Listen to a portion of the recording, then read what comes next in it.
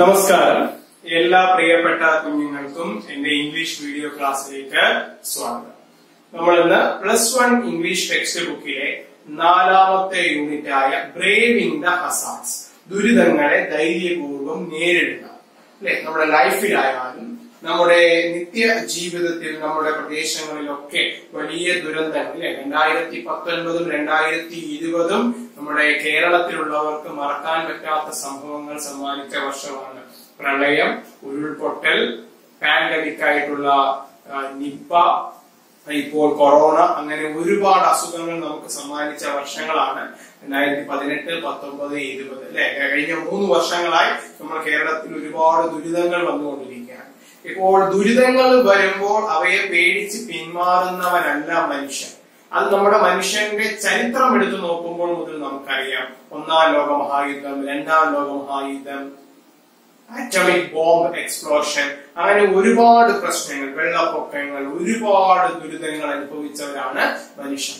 ഓരോ പ്രശ്നങ്ങൾ വരുമ്പോഴും നമ്മൾ അവയെ വളരെ ധൈര്യപൂർവ്വം നേരിടുകയും പുതിയ ജീവിതങ്ങൾ കെട്ടിപ്പൊക്കുകയും ചെയ്തു. അതാണ് ബ്രേവിംഗ് ദ ഹസാർഡ്സ്. അപ്പോ ഇപ്പോഴത്തെ ചർച്ചകളിലൊക്കെ ഉയർന്നു വരുന്ന ഒരു കാര്യം, കുട്ടികളുടെ വിദ്യാഭ്യാസത്തിൽ ഇത്തരത്തിലുള്ള കാര്യങ്ങൾ കൂടി ഉൾപ്പെടുത്തണം.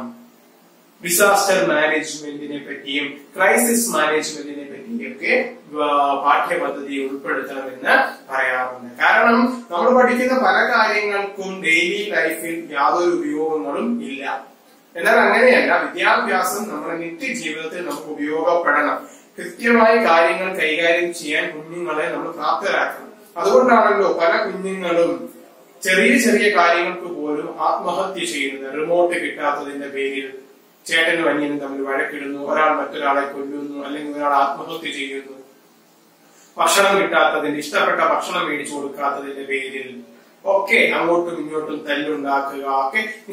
ക്രൈസിസ് മാനേജ്മെന്റ് കുഞ്ഞുങ്ങളെ പഠിപ്പിക്കണം. ലൈഫിലുള്ള പ്രശ്നങ്ങളെ മറികടക്കാൻ നിങ്ങൾ കുട്ടികളെ പഠിപ്പിക്കണം. അപ്പൊ അതിനു വേണ്ടിയിട്ടുള്ള ഒരു ആർട്ടിക്കിളാണ് ഇവിടെ കൊടുത്തിരിക്കുന്നത്. ഇപ്പോ നമുക്കറിയാം, ഉരുൾപൊട്ടൽ വരുന്ന സമയത്ത് പത്രങ്ങളിലൊക്കെ നമ്മൾ കാണുന്നതാണ്. നിങ്ങൾ വീടിന്റെ ഉള്ളിലാണ് എങ്കിൽ വലിയ കട്ടിലിന്റെ അടിയിലോ അല്ലെങ്കിൽ ഉറപ്പുള്ള മേശയുടെ അടിയിലോ ഒക്കെ നിങ്ങൾ ഇരിക്കുക. കാരണം ഉരുൾപൊട്ടലിൽ മണ്ണ് നിങ്ങളുടെ മുകളിലേക്ക് വന്ന് വീണാലും നിങ്ങൾക്ക് അപകടം ഉണ്ടാകില്ല. രക്ഷാപ്രവർത്തകർ വരുമ്പോൾ ചിലപ്പോൾ നിങ്ങൾക്ക് രക്ഷപ്പെടാനായിട്ട് സാധിക്കും. എപ്പോഴും എമർജൻസി നമ്പറുകൾ മൊബൈൽ ഫോണിൽ സേവ് ചെയ്ത് ഇടുക.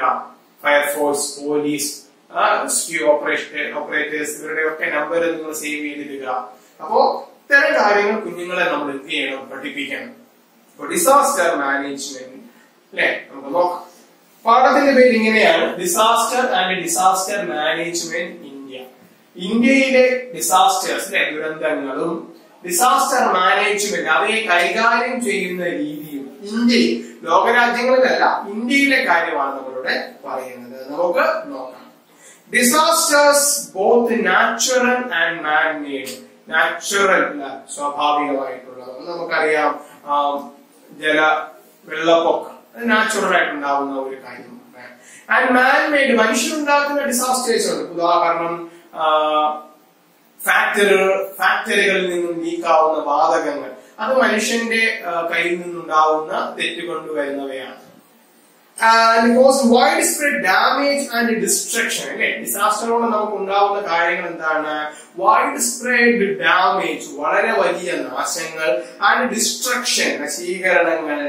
It is high time that we became aware of and equipped ourselves to face impending disasters.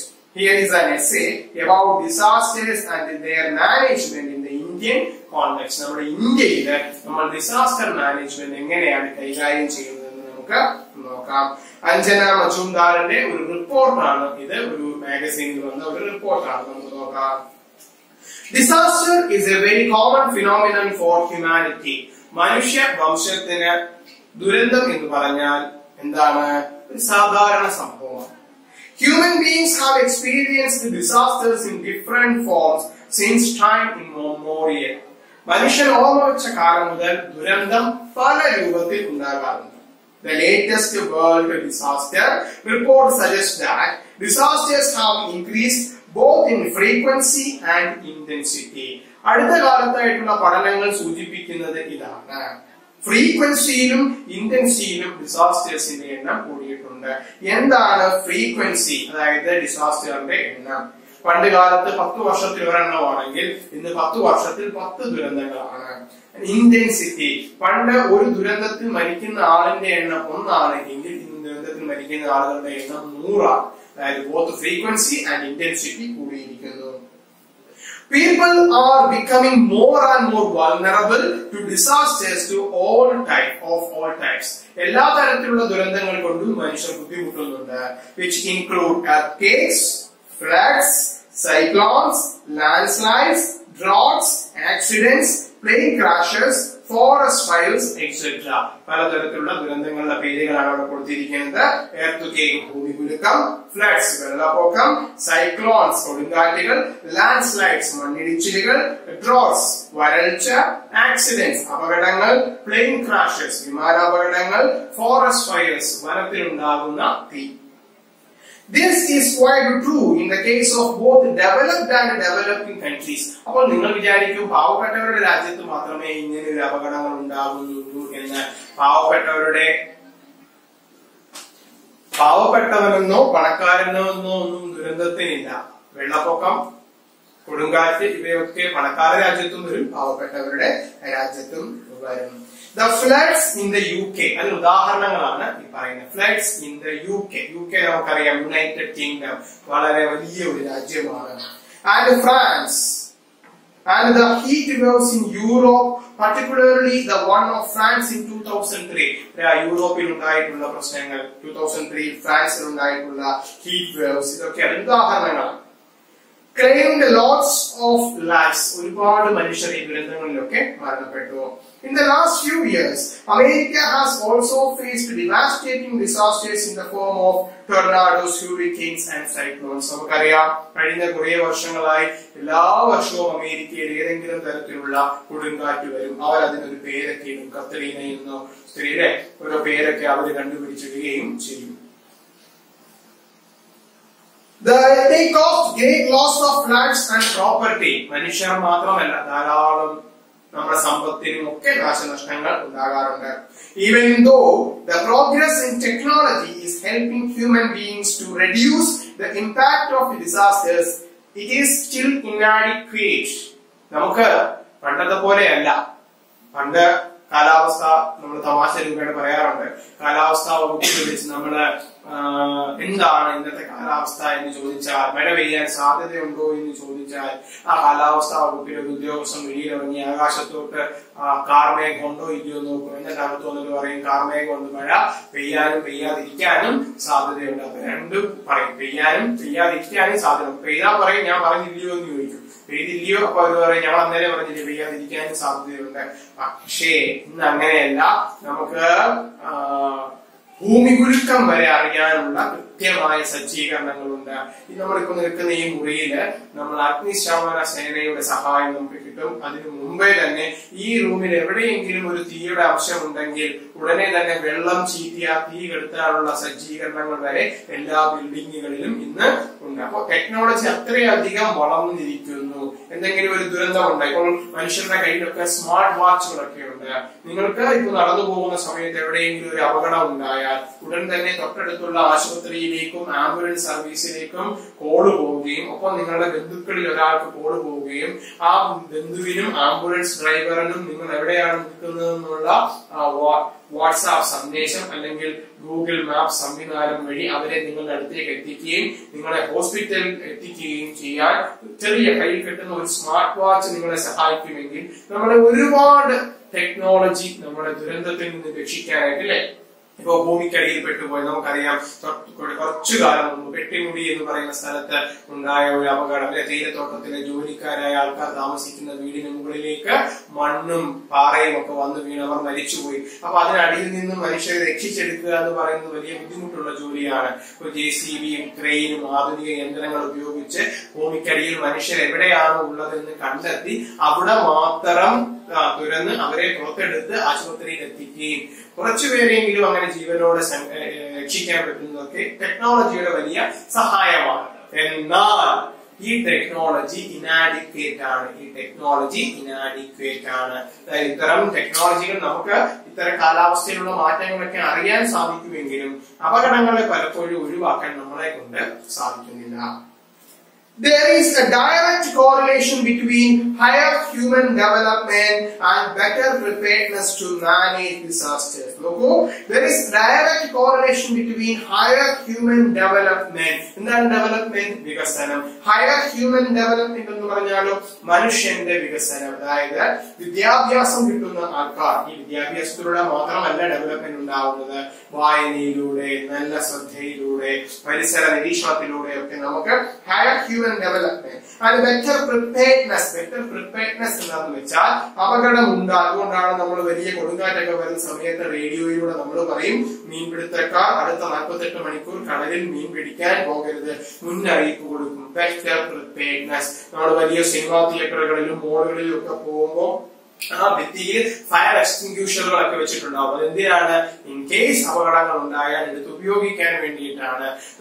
വാഹനങ്ങളിലൊക്കെ emergency എക്സിറ്റുകൾ കൊടുത്തിട്ടുണ്ട്. എന്തിനാണ്? എന്തെങ്കിലും അപകടങ്ങൾ ഉണ്ടാകുമ്പോൾ നിങ്ങൾക്ക് രക്ഷപ്പെടാൻ വേണ്ടിയിട്ടാണ്. അപ്പോൾ നമ്മൾ ബെറ്റർ പ്രിപ്പയർനെസ്, നമ്മൾ എപ്പോഴും പ്രിപ്പയർ ആയിട്ട് ഇരിക്കുക. ടു മാനേജ് ഡിസാസ്റ്റേഴ്സ്, ഇവ രണ്ടും നമ്മളെ ഡിസാസ്റ്റർ മാനേജ് ചെയ്യാൻ സഹായിക്കും. The countries which have lower human development are more vulnerable to the risk of disaster and damage. ആർക്കാണ് ഏറ്റവും കൂടുതൽ റിസ്ക് ഉണ്ടാകുന്നത് അല്ലെങ്കിൽ ഡാമേജ് ഉണ്ടാകുന്നത് എന്ന് ചോദിച്ചാൽ ഹ്യൂമൻ ഡെവലപ്മെന്റ് കുറവ്, അതായത് വികസനം കുറവുള്ളത് അല്ലെങ്കിൽ മനുഷ്യന്റെ ചിന്ത, വിദ്യാഭ്യാസം ഇവയൊക്കെ കുറവുള്ള രാജ്യങ്ങളിലാണ് അപകടം കൂടുന്നത്. ഇപ്പോ പല രാജ്യങ്ങളിലും ഇപ്പോ വിദ്യാഭ്യാസം കുറവുള്ള ചില രാജ്യങ്ങൾ, പട്ടിണി പാവങ്ങളായിട്ടുള്ള ചില രാജ്യങ്ങൾ അസുഖം വന്നാലൊന്നും ഹോസ്പിറ്റലുകളും ഒന്നുമില്ല. അപ്പോൾ അവർ പ്രാർത്ഥന കൊണ്ട് മാത്രം അസുഖത്തെ ഭേദമാക്കാൻ നോക്കും. അപ്പോൾ പ്രാർത്ഥന കൊണ്ട് മാത്രം നടക്കരുത്, നമ്മൾ ചെയ്യേണ്ടത് ചെയ്തിട്ട് പ്രാർത്ഥിക്കണം. അപ്പോൾ നമുക്ക് ആത്മവിശ്വാസം ഉണ്ടാകും, നമുക്ക് ആ അസുഖം തരണം ചെയ്യാനായിട്ട് നമ്മളെ സഹായിക്കും. അല്ലാതെ ഹാർട്ട് അറ്റാക്ക് വന്ന ഒരാളെ മുന്നിലിരുത്തിയിട്ട് നമ്മൾ പ്രാർത്ഥിച്ചാൽ ഒരിക്കലും എന്ത് ചെയ്യില്ല, രക്ഷപ്പെടില്ല. എന്നാൽ പല രാജ്യങ്ങളിലും പല മതവിശ്വാസികളും ഒക്കെ ആയിട്ട് ഫോളോ ചെയ്യുന്നുണ്ട്. അത് വലിയ അപകടങ്ങളിലേക്ക് പോകും. അതാണ് ബെറ്റർ ഹ്യൂമൻ ഡെവലപ്മെന്റ്. പ്രാർത്ഥന എന്തിനാണ് എന്ന് ചോദിച്ചാൽ നമ്മൾ എന്ത് കാര്യം ചെയ്യുമ്പോഴും നമുക്കൊരു സ്ട്രോങ് മനുഷ്യന് വിശ്വാസമില്ലാതെ വരുമ്പോൾ നമുക്കൊരു സ്ട്രോങ്, നമുക്ക് പിന്നിൽ നിന്ന് ഒരു ശക്തി തരാനായിട്ട് പ്രാർത്ഥന നമ്മൾ എന്ത് ചെയ്യും, നമ്മുടെ മൈൻഡിനെ കോൺസെൻട്രേറ്റ് ചെയ്ത് നിർത്താനായിട്ട് പ്രാർത്ഥന നമ്മൾ എന്ത് ചെയ്യുന്നു, സഹായിക്കുന്നു. Of all the disasters floods are the most common. ഇനി നമ്മൾ ഫ്ലഡ് ഇങ്ങനെയുള്ള ഡിസാസ്റ്ററുകളെ നമ്മൾ അനലൈസ് ചെയ്യുകയാണ്. ഓഫ് ഓൾ ദ ഡിസാസ്റ്റേഴ്സ്, നമ്മൾ എല്ലാ ദുരന്തങ്ങളും എടുത്ത് പരിശോധിച്ചാൽ floods are the most common. വെള്ളപ്പൊക്കമാണ് ലോകത്ത് ഏറ്റവും കൂടുതലായിട്ട് ഉണ്ടായിട്ടുള്ള ദുരന്തം. ഫോളോഡ് ബൈ വിൻഡ്സ്റ്റോംസ്, തൊട്ടു പിന്നാലെ വിൻഡ്സ്റ്റോംസ്, ഡ്രോട്ട്സ് വരൾച്ച, and earthquakes ഭൂമികുലുക്കം. However, drought is the deadliest. എന്നാൽ ഈ കൂട്ടത്തിൽ ഏറ്റവും അപകടകാരി ആരാണെന്ന് ചോദിച്ചാൽ അത് വരൾച്ചയാണ്. Accounting for 48% of the deaths due to natural disasters. നിങ്ങളൊരു നാച്ചുറൽ ഡിസാസ്റ്റേഴ്സിന്റെ കണക്കെടുത്താൽ അതിൽ 100 പേര് 48 പേര് മരിക്കുന്നത് വരൾച്ച കൊണ്ടായിരിക്കും. Of all the continents, Asia has the highest number of death toll from disasters. നമ്മളെല്ലാ ഭൂഖണ്ഡങ്ങളെ എടുത്ത് പരിശോധിച്ചു നോക്കൂ, ഏറ്റവും കൂടുതൽ അപകടം ഉണ്ടാവുന്നത് ഏഷ്യ. അപ്പോ അതിനർത്ഥം ഏഷ്യ എന്ന് പറയുന്ന കോണ്ടിനെന്റ് ഡിസാസ്റ്ററിന് എപ്പോ വേണമെങ്കിലും ഉണ്ടാകാൻ സാധ്യതയുള്ള ഒരു സ്ഥലമാണ്. India, China and Bangladesh are situated in the Asian continent. അപ്പൊ പിന്നെ പറയേണ്ടതില്ലല്ലോ, ഇന്ത്യ, ചൈന, ബംഗ്ലാദേശ് ഇവയൊക്കെ എവിടെയാണ്? നമ്മുടെ ഏഷ്യൻ കോണ്ടിനെന്റിലാണ്. അപ്പോൾ സ്വാഭാവികമായും അവിടെയും അപകടത്തിന്റെ അളവ് എന്താവും, കൂടുതലായിരിക്കും. ഇനി നമ്മൾ ഇന്ത്യയെ പറ്റി പറയുകയാണ്. India, due to its geographical location and geological formation. Geographical location, നമ്മുടെ ഇന്ത്യ കിടക്കുന്നത് നമ്മൾ നോക്കണം. ഇന്ത്യയുടെ പടിഞ്ഞാറ് ഭാഗത്തായിട്ട് നമുക്ക് എന്താണ് ഉള്ളത്? അറബിക്കടലാണ്. ഇന്ത്യയുടെ കിഴക്ക് ഭാഗത്തായിട്ട് നമുക്ക് എന്താണുള്ളത്?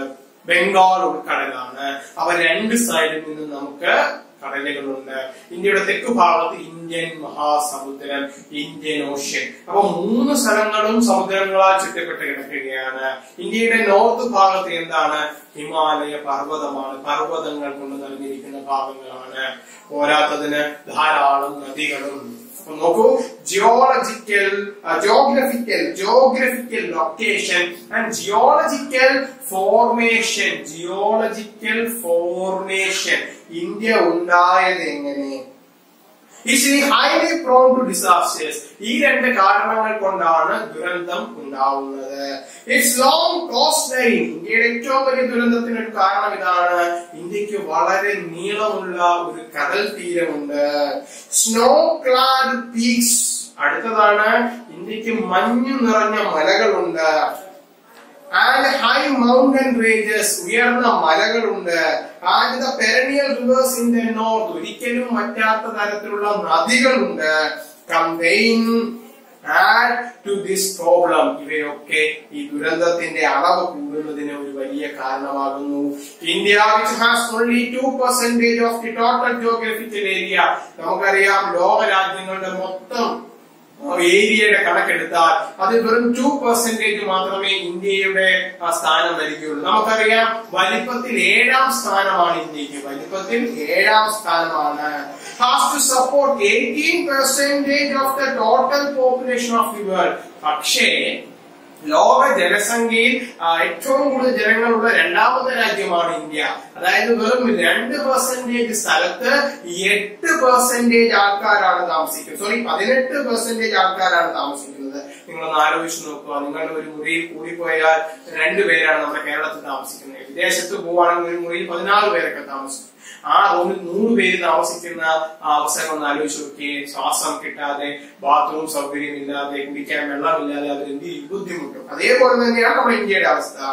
Therefore, there is tremendous pressure on the natural resources. ആള് കൂടുമ്പോൾ പ്രകൃതിയിലുള്ള സ്ട്രെസ്സും എന്ത് ചെയ്യും? കൂടും. Which directly or indirectly leads to the occurrence of disasters. ഇത് ഒരു തരത്തിൽ അല്ലെങ്കിൽ മറ്റൊരു തരത്തിൽ, ഉദാഹരണത്തിന് വയനാട്, ഇടുക്കി പോലുള്ള സ്ഥലങ്ങൾ പണ്ട് നമ്മൾ കൃഷിക്കാണ് ഉപയോഗിച്ചിരുന്നത്. എന്നാൽ ജനസംഖ്യ കൂടിയപ്പോൾ താമസിക്കാൻ വീട് വെക്കാനായി നമ്മൾ അവിടങ്ങളിലൊക്കെ മലകൾ കയ്യേറി വീട് വെക്കാൻ തുടങ്ങി. അപ്പോൾ എന്താണ് സംഭവിച്ചത്? പ്രകൃതിയുടെ സ്വാഭാവികം നഷ്ടപ്പെട്ട് അവിടെ ദുരന്തങ്ങൾ എന്ത് ചെയ്തു? ഉണ്ടായി. To the occurrence of disasters, namely floods, droughts, landslides, earthquakes, etc. അത് പലതരത്തിലുള്ള ദുരന്തങ്ങൾക്കും കാരണമായി. അപ്പോ ഇവ നന്നായി വായിച്ച് പഠിക്കുക. ഇതിന്റെ അടുത്ത ഭാഗം അടുത്ത വീഡിയോയിൽ നമുക്ക് കാണാം. Thank you so much.